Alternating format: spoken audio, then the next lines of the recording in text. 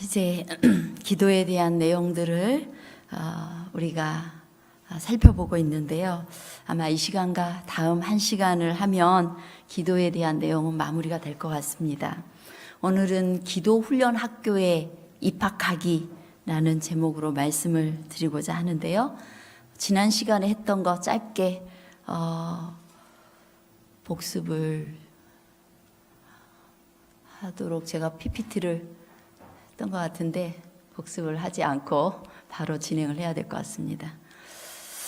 자, 이제 예수님의 제자들이 기도에 대해서 우리가 어떻게 해야 될지 가르쳐 달라고 합니다. 여러분들은 기도하는 일이 쉽습니까? 어렵습니까? 기도하는 일이 쉽습니까? 어렵습니까? 네, 쉽기도 하고 어렵기도 합니다. 쉽게 눈을 감고 언제든지 할 수 있는 것이 기도인데 또 왜 그렇게 기도하는 일이 쉽지 않은지 모르겠습니다. 우리는 쉽게 포기하고 의심하고 무엇보다도 인내심이 약하고 또 이 기도라는 것이 다른 사람이 보도록 드러나지를 않아요. 그래서 하기가 참 어렵습니다. 우리 순서를 맡았다, 사회를 맡았다, 설교를 맡았다 하면 반드시 어떻게 해야 돼요? 반드시 해야 돼요. 그렇기 때문에 그런 일은 훨씬 쉽습니다. 근데 기도는 보이지가 않아요. 드러나질 않아요. 그래서 자꾸 미루게 됩니다. 사람이 어떤 일을 할 때 그 행동이 습관이 될 때까지는 몇 번 정도 반복해야 되는지 아십니까? 네, 21번을 반복하면 그것이 습관이 될 수 있다고 합니다. 꾸준히 21번을 반복해야 된다고 합니다. 우리 한 사람을 좀 잘 키워내기 위해서 한국에서는 아이들을 뭐 조기 교육도 시키고 또 그렇게 해서 대학 보내고 하면 이제 한 아이가 뭐 직장을 얻을 준비가 어느 정도 되는 것 같습니다. 그렇게 되기까지 돈이 얼마나 듭니까? 매일 학교를 다녀야 되고 또 부모는 그걸 위해서 뼈 빠지게 일을 해서 또 뒷바라지를 해야 됩니다. 몇 억 들어가는 것 같아요. 몇 억. 근데 우리가 예수님을 닮은 사람으로 성장하기까지 우리 역시 성령 하나님께서 운영하시는 학교에 입학을 해야 됩니다.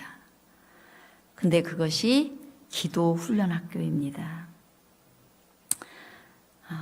예수님의 제자들이 이제 예수님이 기도하고 나오시는 모습을 보면서 기도하신 것을 우리에게도 예수님이 하신 것처럼 우리에게도 가르쳐 달라고 요청을 합니다. 제자들이 기도하는 것을 못해서가 아니라 뭔가 기도하는 법이 예수님처럼 하고 싶은데 잘 되지 않았기 때문일 거예요. 예수님의 제자들은 진정으로 기도를 배우기 원했습니다. 여러분은 진정으로 기도하는 사람이 되고 싶으십니까? 예. 기도하는 사람이 되고 싶습니다. 우리가 진정으로 예수님께서 하셨던 것처럼 저도 기도하고 싶습니다. 근데 예수님이 하셨던 그 기도는 정말 시련과 고통 중에서도 하나님을 붙드는 기도였습니다. 두려움 앞에서도 용기를 내서 내 뜻대로 마시고 나의 원대로 마옵시고 아버지의 뜻대로 하옵소서 하는 자아 포기의 과정이었습니다. 예수님의 기도는 그랬어요.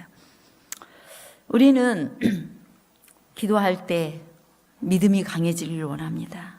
믿음 있는 사람이 되어서 내가 기도하면 기도응답이 되기를 원하고 그리고 기적 같은 경험을 다른 사람들과 함께 나누기를 원하고 그리고 많은 사람을 전도하고 담대하게 설교하고 가르치는 사람이 되기를 원합니다.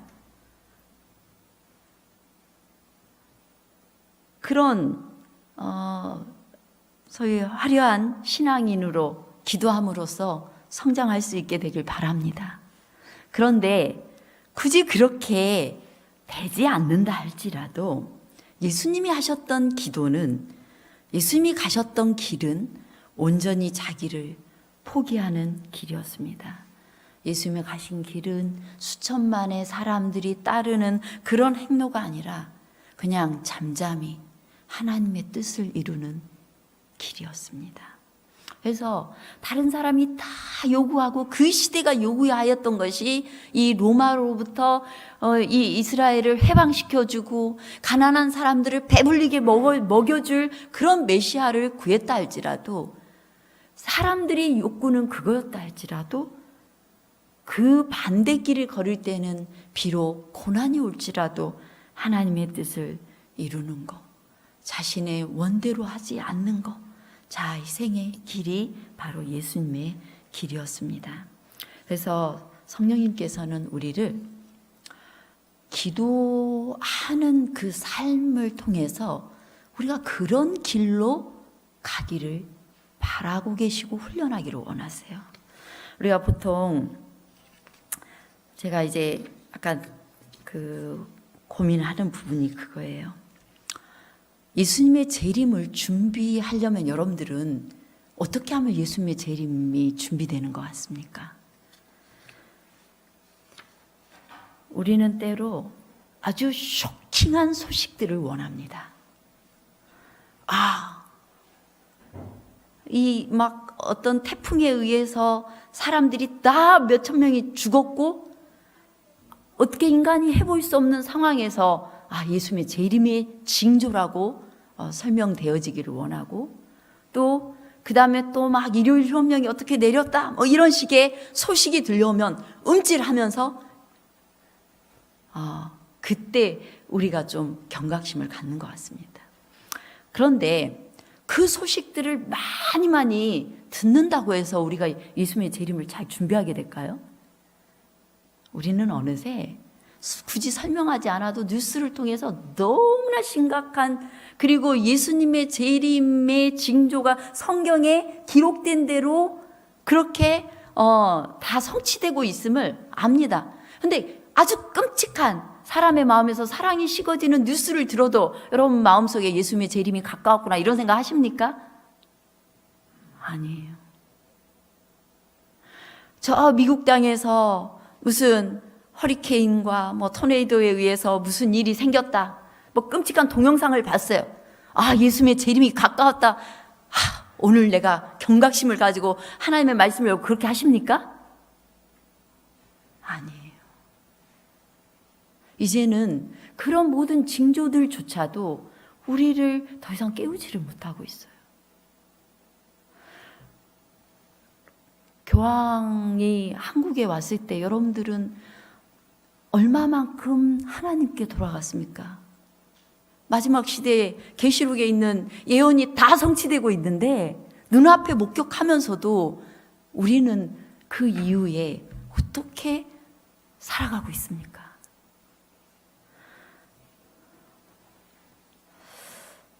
그 징조들을 자꾸 이렇게 다 아주 쇼킹한 걸 이야기한다고 해서 우리가 예수님의 재림을 준비하게 되거나 또 하늘나라를 준비하게 되는 것 같지 않습니다.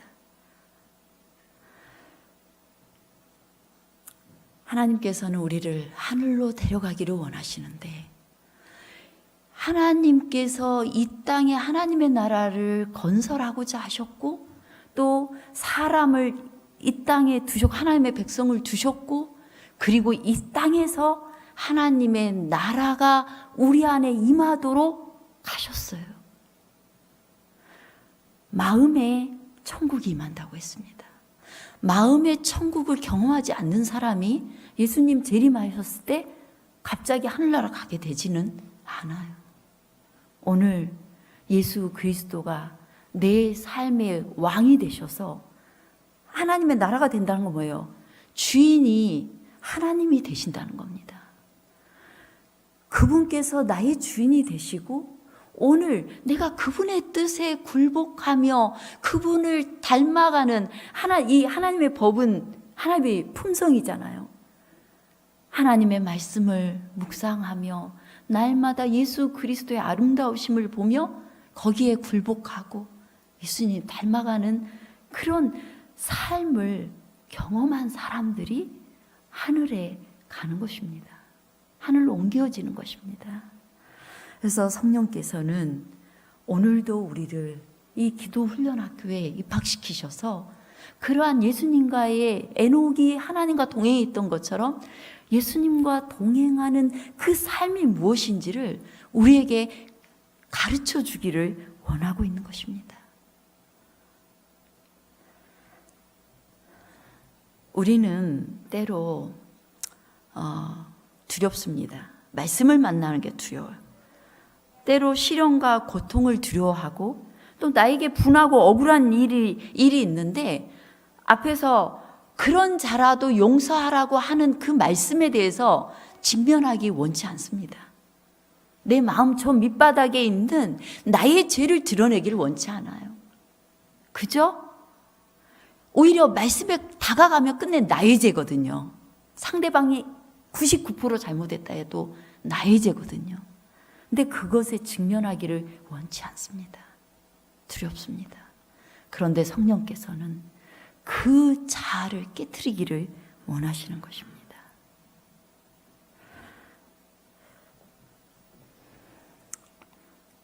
우리는 자신이 가진 작은 것을 내놓기는 하지만 하나님께서 내 전부를 내놓으라고 할까봐 겁이 납니다.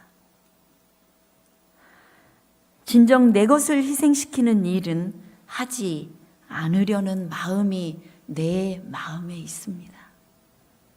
우리 하나님을 위해서 헌신했다고 하지만 무엇을 헌신했습니까? 오늘 우리는 하나님께서 나의 것 내놓으라는 것 다 내놓고 있습니까? 이거는 단순히 물질적인 것만을 말하는 건 아닙니다. 나의 생각을 하나님께서 내놓도록 하면 내 생각을 내놓고 있습니까? 나의 시간을 드리고 있습니까? 그러지 않습니다. 그리고 우리는 그냥 살아가는 것입니다.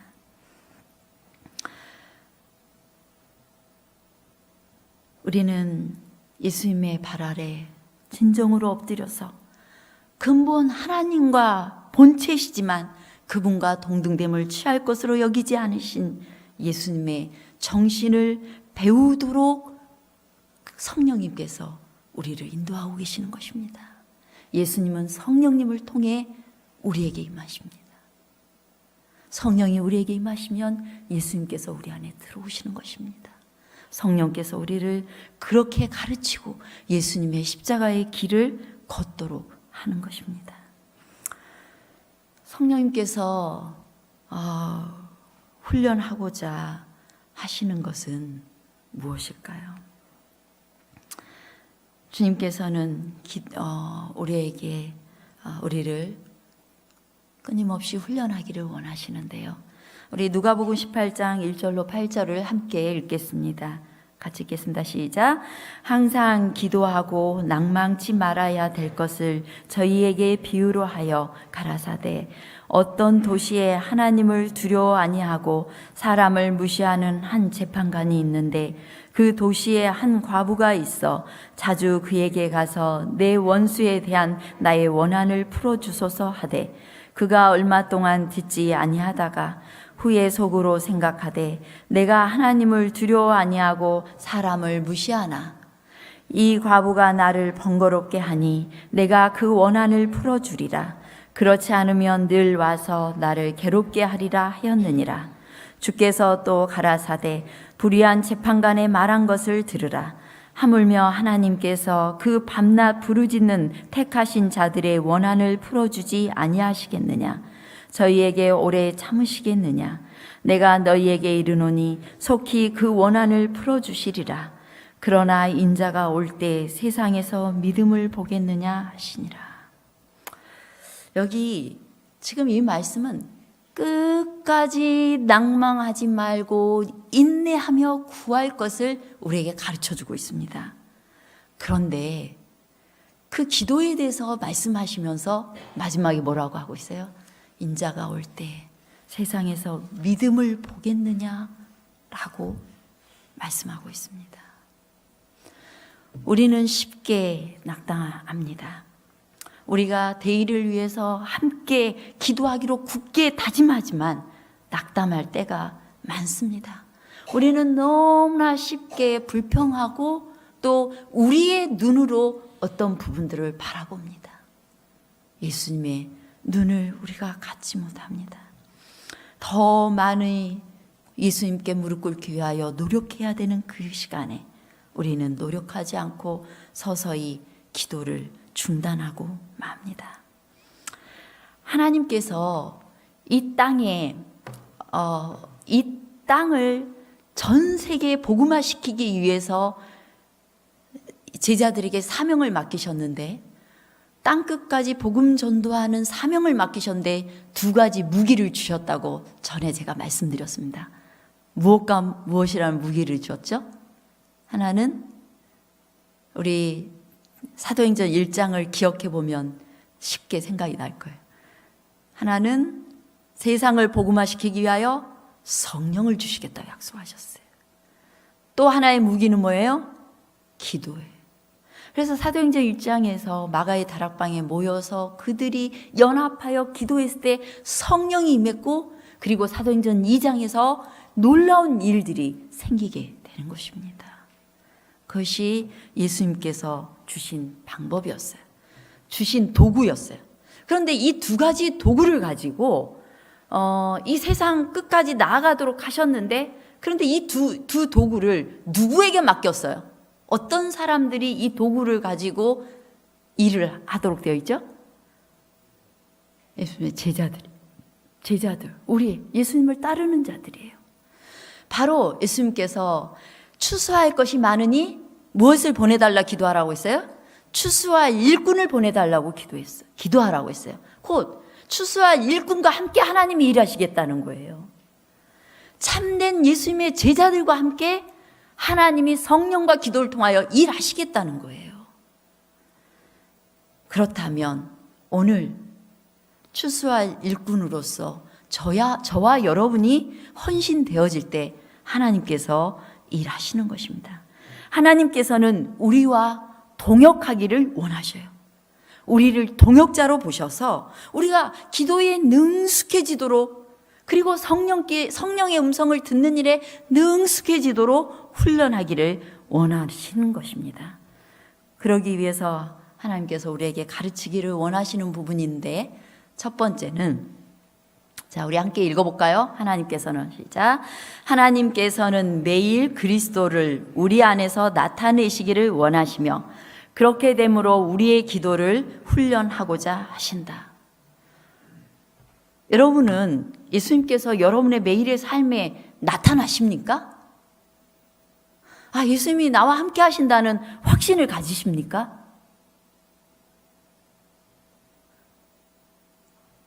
예. 예수님이 내 안에서 자꾸 나타나지고 있다면 여러분들은 아마도 기도했기 때문일 것입니다. 기도하지 않는 사람은 예수님을 만나지 않아요. 그냥 우연히 되어지는 것이지 우리가 예수님과 동행하고 대화했기 때문에 되어지는 것들이 아니에요. 하나님의 은혜는 우리를 두르고 있지만 그럼에도 불구하고 우리가 기도하지 않으므로 예수님이 왔다 가셨는지 우리 주변에 있는지 하나도 생각하지 않고 하루를 지내는 것입니다. 그런데 하나님께서는 우리가 매일매일 우리의 삶 속에 그리스도께서 나타나시고 살아계심을 나타내기를 원하셔요. 그렇기 때문에 우리를 기도하게 훈련하고자 하시는 것입니다. 우리는 예수님을 볼 수 있다면 절로 기도할 거예요. 그렇죠? 볼 수 있다면 절로 기도할 거예요. 매일 성령님께서 예수님을 볼 수 있게 해달라고 기도하시기 바랍니다. 또 내 자신을 내어드리고 성령님께서 우리 마음속에서 예수님의 나타나심을 방해하는 모든 요소를 제거해 주시도록 기도하시기 바랍니다. 우리가 모두들 다 기도하고 싶어요. 그렇죠? 정말 기도 생활 하고 싶어요. 믿음 생활 잘하고 싶어요. 예수님과 동행하고 싶어요. 그런데 잘 안 되는 이유가 뭐라고 했어요? 우리 다 잘 안 돼요. 저도 그렇고 여러분도 그렇고. 몇십 년을 신앙을 했는데 잘 안 돼요. 무엇이 우리의 발목을 잡기 때문이에요? 육신의 생각 때문이라고 그랬어요. 그래서 예수님께서 예수님의 제자들에게 기도하라고 했는데 세 번째 다시 봐도 그들이 잠자고 있었어요. 그래서 예수님께서 뭐라고 했어요? 마음에는 원이로되 육신이 약하도다. 우리 로마서에는 우리의 육신의 생각이, 우리의 본성이 자꾸만 예수님을 만나고 기도하는 일을 발목 잡는다고 말씀을 우리에게 가르치고 있습니다. 그래서 성령께서는 자꾸만 우리가 근데 도움을 요구하지 않는데, 요청하지 않는데, 마음문을 열지 않는데 성령께서 그 일을 해줄 수는 없어요. 그죠? 내 생각이 다른 데가 있어도 하나님 저 좀 도와주세요. 이 시간 예수님의 음성 듣기를 원합니다라고 그냥 뱉어내야 되는 거예요. 그럼 성령께서 하실 수 있는 것입니다. 성령께서는 우리의 연약한 육신의 생각을 극복하고 하나님께 굴복시키고자 훈련하기를 원하십니다. 기도가 잘 되지 않으면 주여 기도할 수 있게 도우소서. 믿음이 없으면 믿게 도와주소서.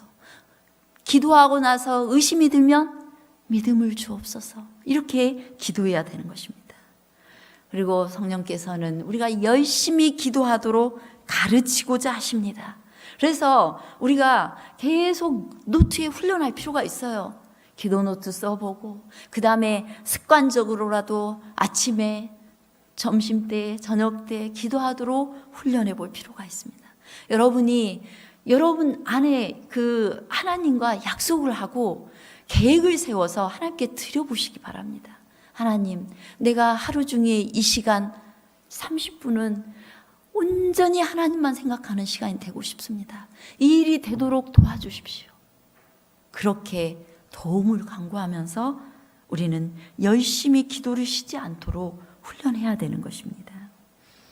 성령님께서는 우리에게 자기 부인의 필요성을 훈련하기를 원하십니다. 중보기도, 제가 사업계획서에 우리 교인들의 가족들과 명단을 다 드렸습니다. 그리고 혹 여러분들 함께 우리 교회의 중보기도 목록이라고 적었어요.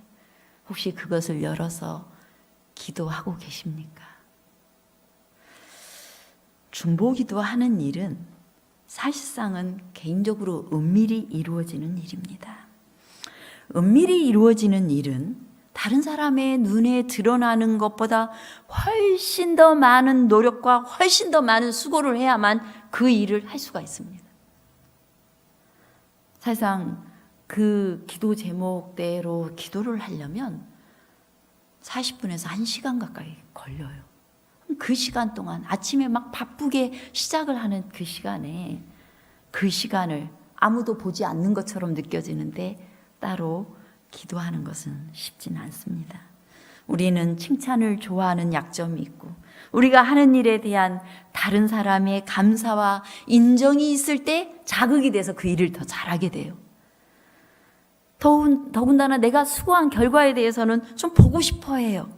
그런데 기도 사역은 그게 아니에요. 특히 남을 위한 이 중보기도 사역은 그 사람이 그렇게 된 것이 중보기도 때문인지 아닌지 그 사람도 잘 모를 것이고 불분명하고 내 기도 때문에 뭐 잘 됐다라고 무조건 말하기도 어렵습니다. 그래서 이 기도 사역은 정말 철저하게 자기 부인이 요구되는 사역이에요. 하나님께서는 우리가 이기적인 신앙인이 되지 않기를 바라십니다. 그래서 끊임없이 누군가를 위해 기도하는 그 기도를 하기를 원하셔요.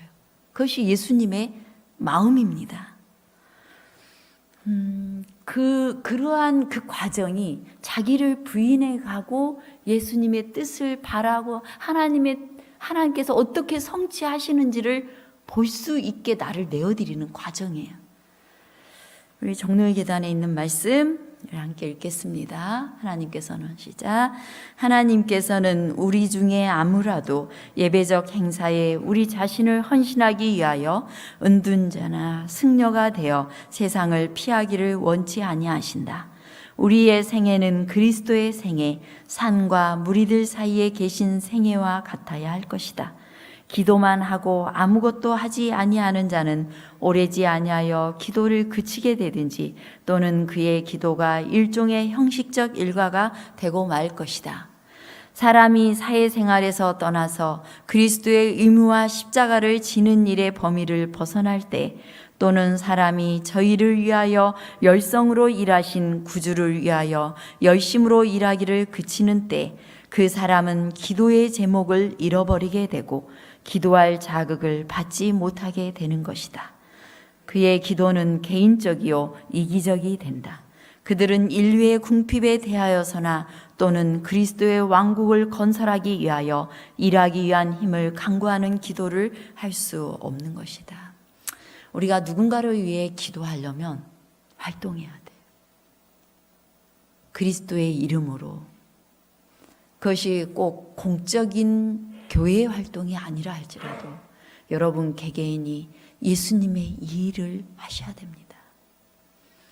예수님께서 가장 바라시는 거, 사람을 사랑하는 일, 누군가에게 봉사하는 일, 누군가와 나누는 일, 누군가에게 용기 주는 일, 또 누군가를 예수님께 인도하기를 원하는 그런 노력들, 그런 일들이 하지 않으면 여러분의 이기적인 기도는 금세 중단된다고 했어요.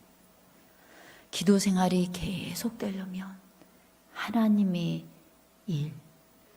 일에 관심을 가져야 돼요. 내가 하나님께 드릴 수 있는 일이 무엇인지, 인류를 좀 더 낫게 하는 일이 무엇인지, 우리 가족을 좀 더 예수님께 나아가게 하는 것이 무엇인지 우리가 살펴야 돼요. 그리고 그걸 위해 기도하고 또 노력해야 됩니다. 그 과정이 반복되어질 때 우리의 마음속에 있는 이기심이 훨씬 더 빨리 제거될 수 있는 것이고 우리의 그 기도 사역은 훨씬 더 넓어지는 것입니다.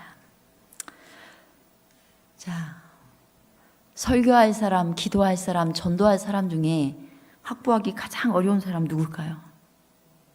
전도할 사람. 예, 실은 기도할 사람 확보가 더 어려워요. 설교할 사람은 찾을 수 있습니다. 어떤 경우에는 왜 나한테 설교 안 주냐고 속상해하는 사람도 있으니까 설교할 사람을 찾을 수 있어요.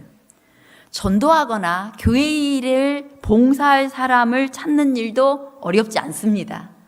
우리 교회 수석 장로님도 꾸준히 있어 왔고, 수석 집사님도 꾸준히 있어 왔고, 그리고 집사님들 여전히 이 교회에 있어 왔어요.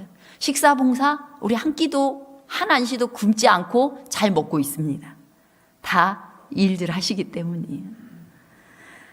그러나 중보기도 사역을 기꺼이 감당하겠다고 나서는 사람들은 많지 않습니다.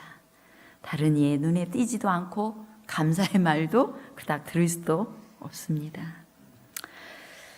우리가 여러 해 동안 믿지 않는 이웃을 위해서 기도해 왔다고 가정할 때 어느 날 부흥회가 열리고 그 가족들이 신앙을 하게 되었을 때 사실상 그를 위해 기도한 사람 외에는 몰라요. 내가 당신 위해서 기도했습니다라고 생색내기 전에는 몰라요. 그냥 뜨겁게 말씀 선포해 주신 그 목사님에게 감사하는 것이 전부일지도 모릅니다. 사람들은 그렇게 생각할 수 있어요. 더군다나 그 대상자에게 아무 일도 안 일어난 것처럼 보이면 정말 어때요? 기도하던 마음조차 지쳐가지고 기도도 않게 돼요. 이게 바로 우리 안에 일어나는 일들입니다. 혹 남의 눈에 띄지 않는 기도 사역의 실증이 느껴지면 은밀히 우리를 보고 계시는 예수님께서 장차 우리에게 상급을 주실 것이라는 사실을 우리가 억지로 기억해야만 그 기도를 계속할 수 있을지도 모릅니다. 주님께서는 그러나 분명한 사실은 우리의 기도에 관심을 기울이셨고 우리의 기도가 영혼들을 구원하는 일에 어떻게 기여했는지를 정확하게 알고 계십니다. 하늘에서는 우리는 우리의 수고한 결실을 거두고 또 확인하게 될 겁니다. 분명히 그럴 거예요. 그래서 우리가 꾸준히 중보기도의 사역을 해갔으면 좋겠습니다. 중보기도는 특별히 능력이 있습니다. 이 기도 중에서도 정말 어려운 기도가 중보기도인데요. 우리 마태복음 있는 말씀 함께 읽겠습니다. 진실로 시작. 진실로 너희 중에 두 사람이 땅에서 합심하여 무엇이든지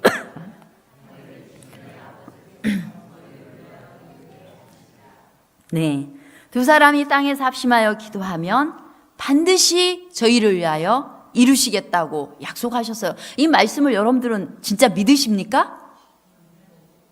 네, 진짜로 믿고 우리 기도하십시다. 우리 안식일 오후마다 모여서 기도를 합니다.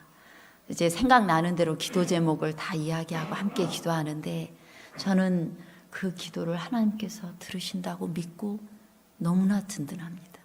그 기도 동역자들이 너무나 든든해요. 우리 정교인이 함께 참여할 수 있게 되기까지 저 계속 기도를 하고 싶습니다. 대종의 여성전도부 전에 만났던 여성전도부장님이 어느 세계 곳곳을 다니면서 만난 한 분 이야기를 해주셨어요. 90대 할머니를 방문하게 되었답니다. 그런데 이 할머니는 매일매일 집에 이제 나갈 수도 없기 때문에 매일매일 하는 일이 뭐냐면 전화번호부를 펼쳐놓고 전화를 하고 중보기도를 해준다는 거예요. 그분은 돌봄을 받아야 하는 분이었지만은 그는 이웃들의 영적인 진원, 능력의 진원지가 되었습니다. 그는 이 기도를 어떻게 하냐면 전화번호부를 딱 이렇게 펼쳐놓고 하나님께 딱 기도하고 하나님 정말 내가 오늘 이 여러 전화번호가 있는데 이 가운데 하나님께서 기도가 필요로 하는 그 이웃에게 나를 연결시켜 달라고 그렇게 기도하고 펼쳐서 전화를 무작위로 한다는 거예요. 그래서 전화를 하나님께 기도하고 전화를 하게 되었습니다. 혹시 당신을 위해서 기도하고 싶은데 기도 제목이 있으십니까? 하면 기도를 해준다는 것입니다. 우리는 어떤 방식으로든 그런 기도의 봉사를 할 수 있을 것입니다. 저는 이렇게 중보기도의 중요성을 정말 많이 실감했어요. 하나님께 이 구체적인 제목을 정하고 기도하면 하나님께서 어떠한 모양과 어떠한 형식으로든 하나님의 방식으로 응답해 주심을 느끼게 되었습니다. 그래서 혹시 내가 기도한 대로 응답되지 않았다 할지라도 하나님의 뜻과 섭리를 찾고 그 가운데서 하나님께 감사할 수 있었습니다. 여러분, 우리 모든 성도님들이 이 기도 훈련 학교에 다 입학하셨으면 좋겠습니다.